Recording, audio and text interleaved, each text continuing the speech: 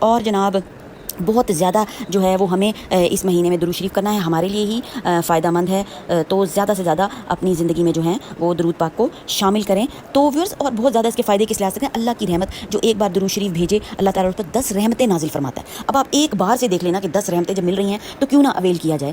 درجات کی بلندی مل رہی ہے، گناہوں سے معافی مل رہی ہے، نیکیوں میں اضافہ ہو رہا ہے، ایک درود پڑھنے پر 10 نیکیاں لکھی جاتی ہیں اور 10 گناہ معاف ہوتے ہیں۔ یہ آپ دیکھیں کتنا ماشاءاللہ سے۔